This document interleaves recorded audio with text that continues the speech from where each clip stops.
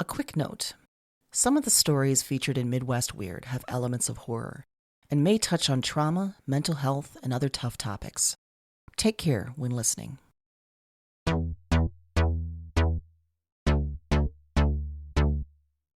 This is Midwest Weird, an audio literary magazine from Broads and Books Productions.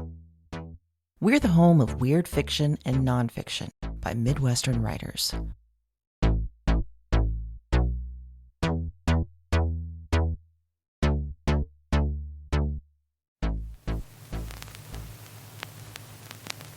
Today's episode, a special reading of Dawn's Early Light, our pop culture column from Heath Smith.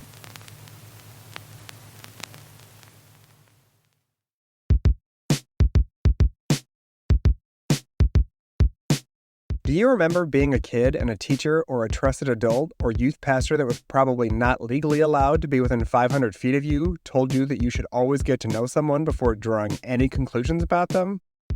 That you should give others a chance to put their best foot forward before you decide you don't want anything to do with them? Speaking of feet, I remember being told that I shouldn't focus on one detail about a person, like their ugly, pilgrim-like shoes that looked like they came over on the Mayflower and ended up in the dumpster behind Nordstrom Rack, because some shoes are too ugly even for Nordstrom Rack, and turn it into their singular defining quality. That's all well and good as far as people are concerned, but you know who that doesn't and shouldn't apply to? Space aliens. You give a space alien the benefit of the doubt, and they'll take the opportunity to suck your skeleton out through an ear hole using a vacuum-like device that's built into where you would have thought their three-fingered left hand should be. Space aliens simply cannot be trusted. That's not based on actual evidence. That's based on the fact that there is absolutely no evidence that supports that they can be trusted. A well-adjusted adult wouldn't tell you to store leftover spaghetti in your gardening Crocs, even though a well-adjusted adult has never stored leftover spaghetti in their gardening Crocs. Like knowledge is power, and money can't buy happiness, don't store leftover spaghetti in your gardening Crocs is a universal truth. But what if space aliens arrive on Earth and they tell us they've come in peace? Name even one being that's ever showed up on another planet with good intentions. Oh, Neil Armstrong, you say? He showed up on the moon and planted our flag without asking anyone if that was cool. So the moon is U.S. territory now, like a big, cold-as-hell Puerto Rico floating out in space? What if the moon people didn't want that flag? What are they going to do with it? Do they have trash day on the moon? Was Neil Armstrong mansplaining outer space to the American people? Can you imagine if your neighbor just walked into your yard and planted a flag that said welcome, knowing full well that you're the biggest bitch in the neighborhood? Unacceptable. Pop culture is full of space aliens. Some of them were bad and some of them were acting like they were good and probably secretly wanted to harvest our organs for sport.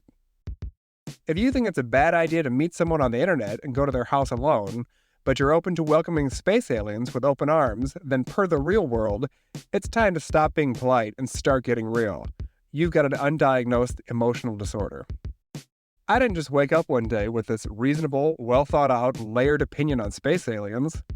See below for the list of pop culture space aliens that acted as a library of information, used to create a path that led me to this point on my journey.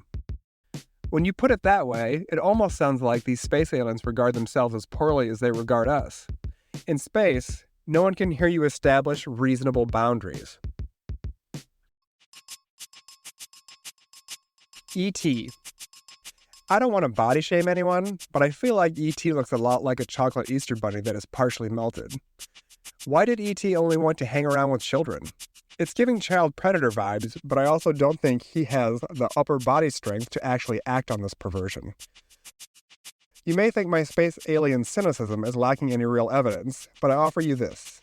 In the 80s, people drove enormous cars, and those enormous cars had cigarette lighters in the backseat door handles. The kind of cigarette lighters that you pushed in and then they'd pop back out when they were hot and ready for that ciggy.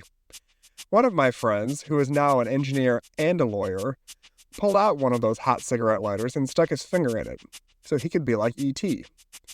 Thanks to E.T., this kid burnt the shit out of his finger. Makes you wonder if anyone would answer if he actually did phone home. Alf.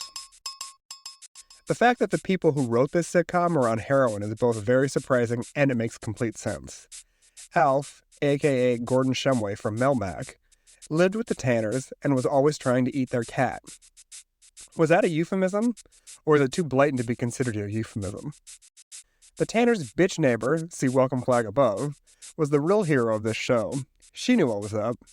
She knew that the Tanners were harboring a space alien life force, and that he was up to no good. As you've probably deduced by now, I'm not really one to defend space aliens, but would it have been too difficult for the Tanners to call Alf by his actual name? I mean, Alf stands for alien life form. Isn't that essentially the same thing as my coworkers calling me office homosexual like they read it on my birth certificate? Anyway, Alf is a cat murderer and should be treated as such. Xenomorph from Alien.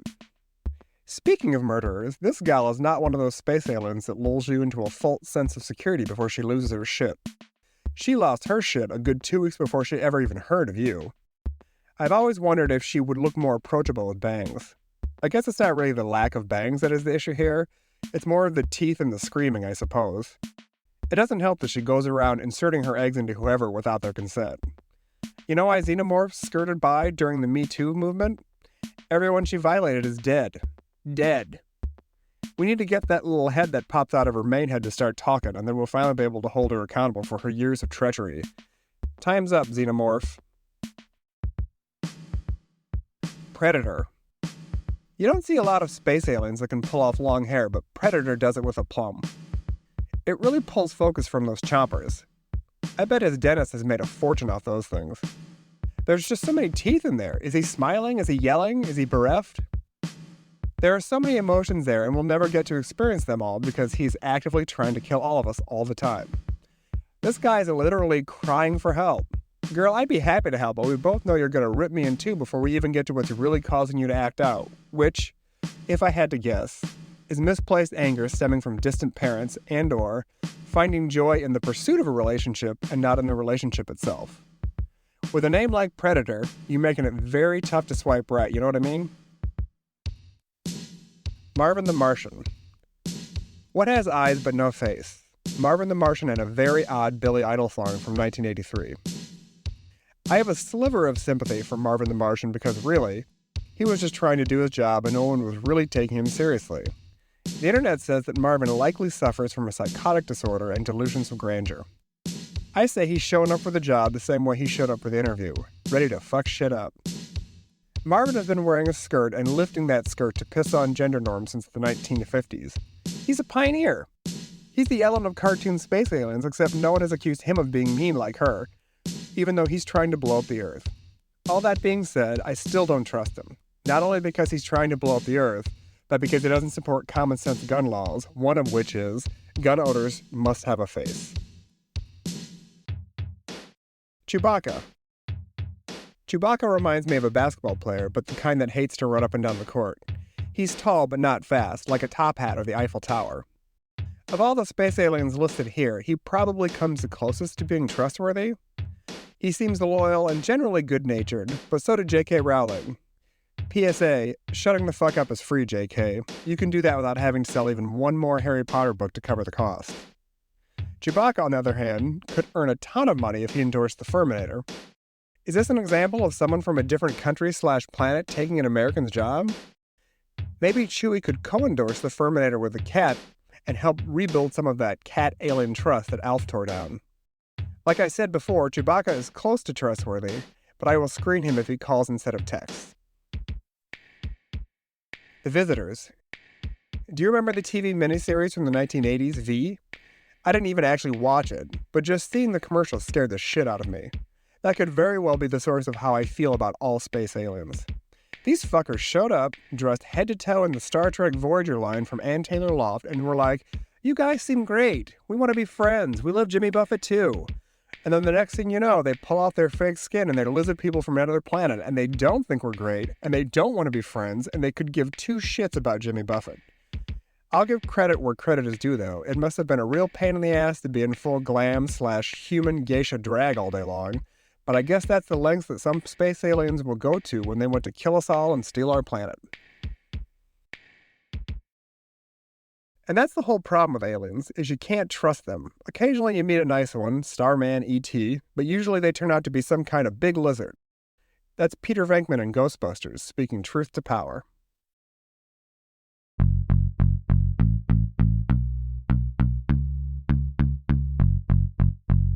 Heath Smith is a special pop culture contributor to Midwest Weird.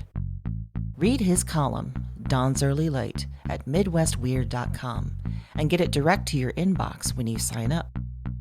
Heath is also co-host of Fuzzy Memories, the 80s and 90s pop culture podcast. Keep listening for a short clip from the show. We've reached the end of Season 1. We'll be back in February with more weird stories.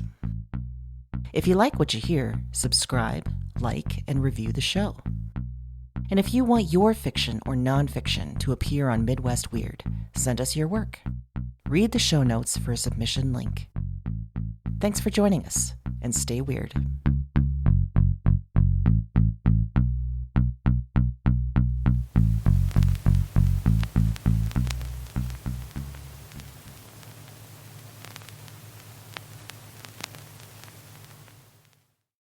If you liked this episode, you'll like Fuzzy Memories.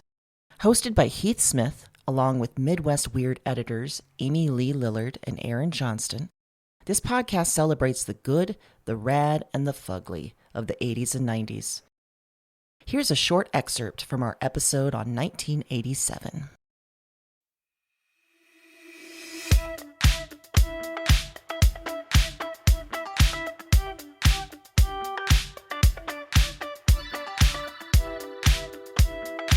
Like I said, my research took me down some weird rabbit holes.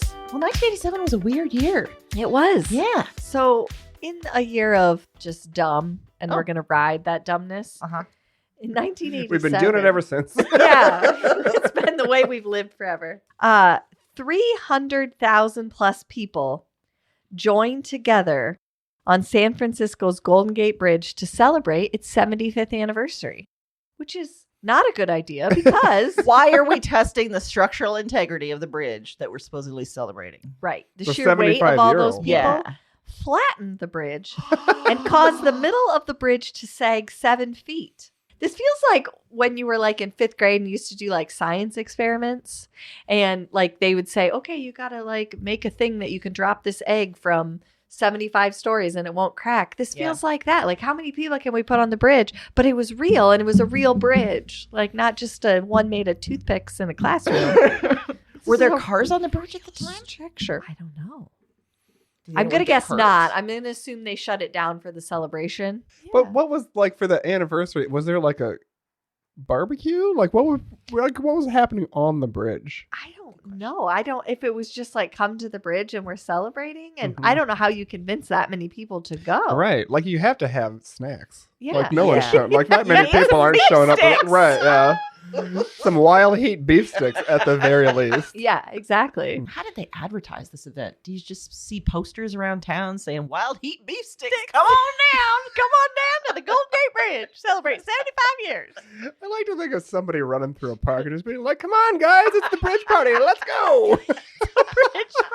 Everybody knows the bridge party is the best party. Uh-huh. Yeah, Wow. I don't know what the call was to action, but they got them packed in there. Nice. Nice. This seems miserable, by the way. Yeah, like if The you're on the impact middle on of the that bridge, like what? Is there bathrooms? Like You're just pissing your pants at Right. that point. Like, Yeah. so not only Yeah. have we slammed the bridge down, there's just pee Right. everywhere. Mhm. There's pee everywhere. Wow. Okay.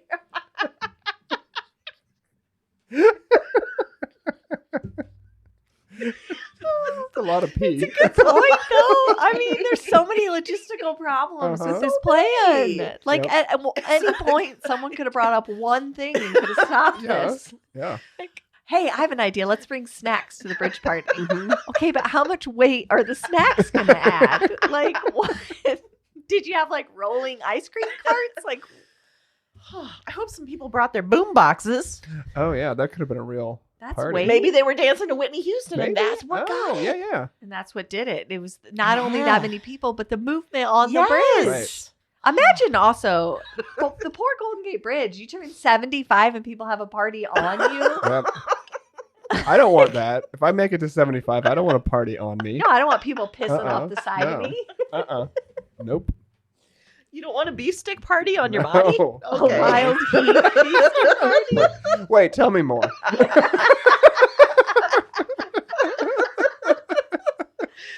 Oh no. Heath. Yes.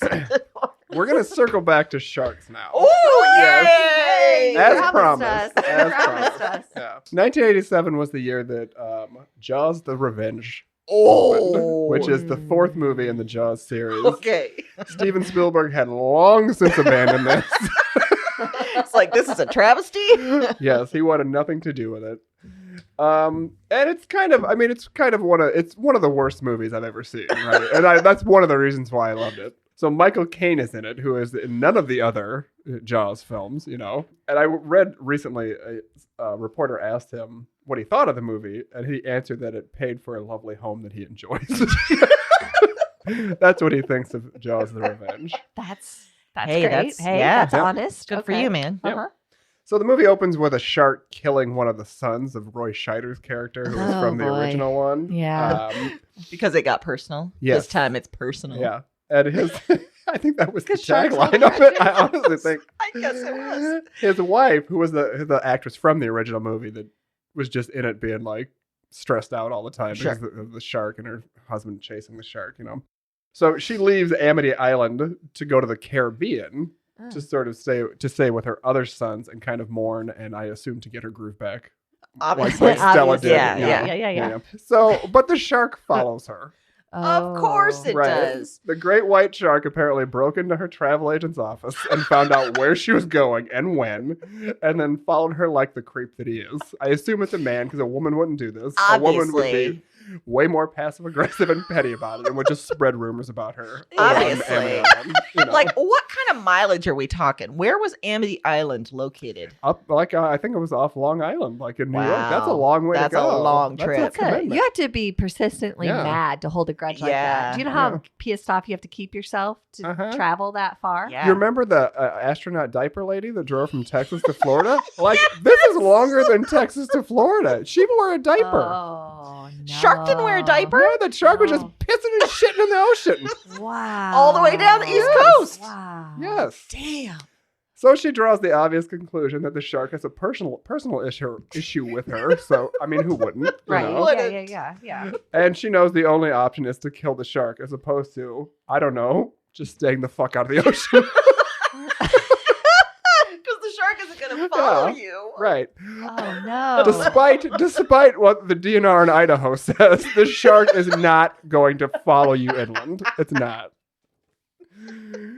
What? So Michael Caine's character wants to do it with her. So of course he's just like, yeah, I'll help you kill the shark. Yeah, this seems good. Yeah. If this is Yeah. what it takes for sex, great. Mhm. I I'll tried do with it. the mannequin. It didn't It work. didn't work. I got to do Shark I Lady. need to Yeah. do shark. Yeah. So I mean, to be fair, it's not like they could just have called the shark police or whatever. Because once she told them that this shark was following them, they'd be like, okay, ma'am. Right. We'll meet you at the ocean to get more information. Yeah, well, we're on our way. Also, I need to know more about shark police. I think in normal society, we call them the Coast Guard.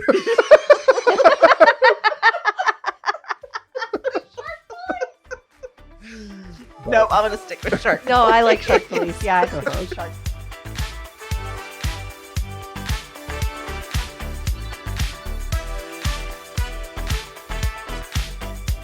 Fuzzy Memories kicks off its second season today, and all episodes of season 1 are available now. Listen to Fuzzy Memories in your favorite podcast player or at fuzzymemoriespodcast.com. Find a link in the show notes.